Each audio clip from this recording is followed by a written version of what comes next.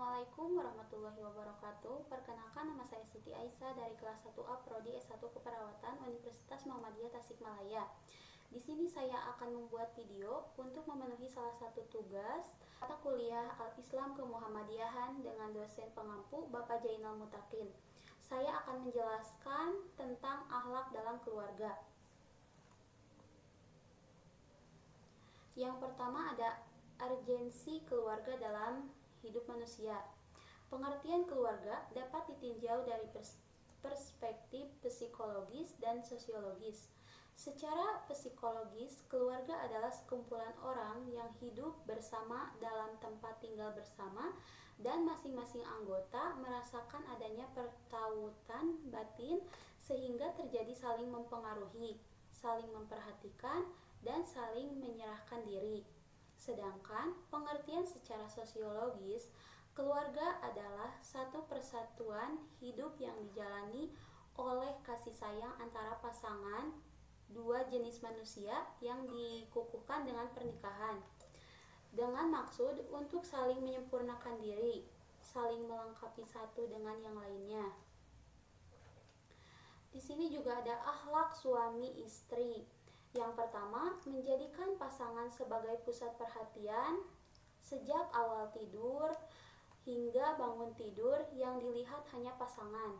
Yang kedua, menempatkan kepribadian sebagai seorang suami atau istri. Istri pakaian untuk suami dan begitu juga sebaliknya. Yang ketiga, jangan menabur benih keraguan atau kecurigaan. Yang keempat, merasakan tanggung jawab bersama baik suami maupun istri, saling mengingatkan dan jangan selalu menuntut. Dan di sini juga ada akhlak orang tua terhadap anak.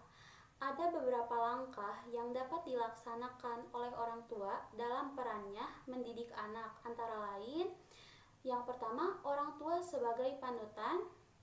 Yang kedua, orang tua sebagai motivator anak. Yang ketiga, orang tua sebagai cermin utama anak. Yang keempat, orang tua sebagai fasilitator anak. Di sini juga ada akhlak anak terhadap orang tua. Yang pertama, kewajiban kepada ibu. Yang kedua, berbuat baik kepada ibu dan ayah. Yang ketiga, berkata halus dan mulia kepada ibu dan ayah. Yang keempat, berbuat baik kepada ibu dan ayah yang sudah meninggal. Di sini ada membangun keluarga sakinah. Bagaimana agar pernikahan tetap romantis? Ada 3 faktor yang harus diperhatikan. Yang pertama, selesaikan kejengkelan, kekesalan dalam interaksi suami istri, baik masa lalu maupun saat sekarang. Yang kedua, hubungan romantis suami istri sangat prioritas dalam kehidupan. Sediakan waktu untuk berdua-duaan, saling bercerita, ungkapkan perasaan menyenangkan atau kemesraan ketika baru menikah. Yang ketiga, buat kegiatan baru yang menyenangkan atau bervariasi. Dan yang terakhir, larangan kekerasan dalam rumah tangga. Dalam kehidupan berumah tangga, prinsip menghindari adanya kekerasan baik fisik maupun psikis sangat diutamakan. Jangan sampai ada pihak dalam rumah tangga yang merasa berhak memukul atau melakukan tindakan kekerasan dalam bentuk apapun dengan dalil atau alasan apapun, baik terhadap suami istri ataupun anak. Hal ini senada dengan Undang-Undang PKDRT nomor 23 tahun 2004 tentang penghapusan kekerasan dalam rumah tangga.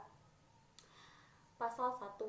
Kekerasan dalam rumah tangga adalah setiap perbuatan terhadap seseorang, terutama perempuan, yang berakibat timbulnya kesengsaraan atau penderitaan secara fisik, seksual, psikologis, dan atau penelantaran rumah tangga, termasuk ancaman untuk melakukan perbuatan, pemaksaan, atau perampasan kemerdekaan secara melawan hukum dalam lingkup rumah tangga.